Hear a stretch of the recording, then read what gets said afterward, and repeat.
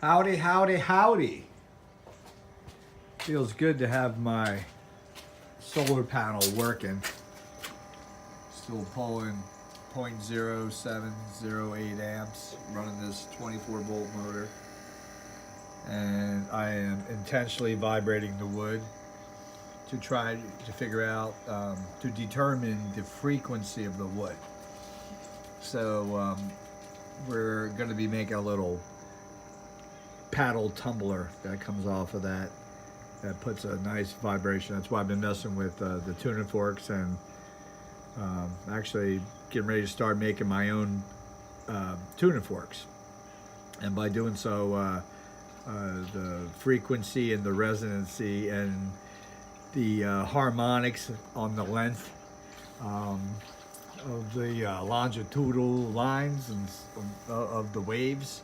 And with all that, it's just a lot to absorb and take in. But so vibrating the fence, we're going to find out what this fence vibration, sort of like what Tesla did with his little air vibrator.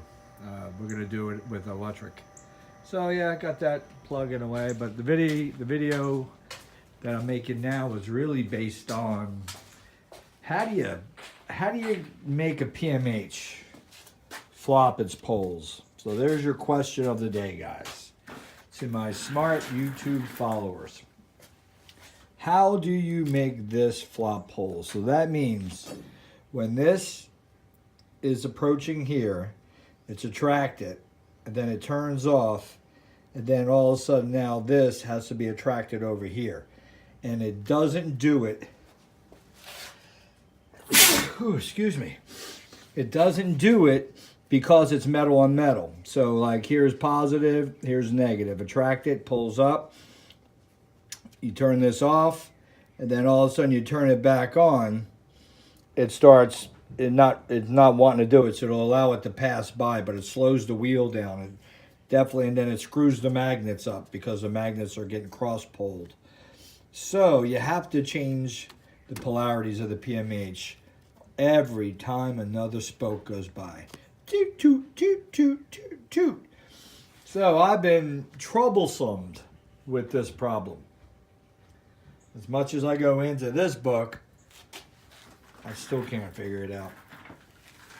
So I was just sitting here and I said, well, I can make a wheel that is magnetic, and every time this approaches, the wheel turns, makes a contact, and then when it turns the other way, makes a contact. I said, all right, well, there's your flipping. But when you tie your wires to here, you're always going to have the same wire to this side and the same wire to this side.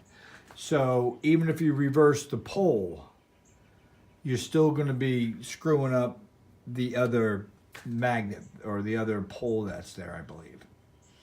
So it's a quandrum. So question of the day, if you guys have ideas, put it out there. So what I decided to do is I made, this is 18 gauge wire. This is just a little test. So we have 100 turns wound one direction. Then on top of that, we have another 100 turns wound the opposite direction. So this with the tape and that with the tape are the same length of wire, okay? So after fooling around with it, I have the two starts hooked up with the positive going in. Here we have a compass, okay? So, and here I have my power supply. So let's go ahead and hook up the negative to this side, okay? 9 amps, 6 volts. So we are a south on that side. So now if I just take this and go over to this side, pulling 10 and 5 volts. Now we're north. Okay? So all I got to do now is flippy flop between these two. They're bound together. So I'm trying to figure out how to make the connections here. So basically, on the PMH, these two are bound together, and these two are sitting on the contact.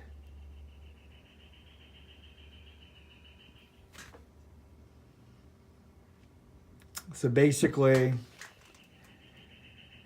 damn, it gets difficult. Basically, you have to do a double throw to where one wire is hooked to one side and the other wire is hooked to this side.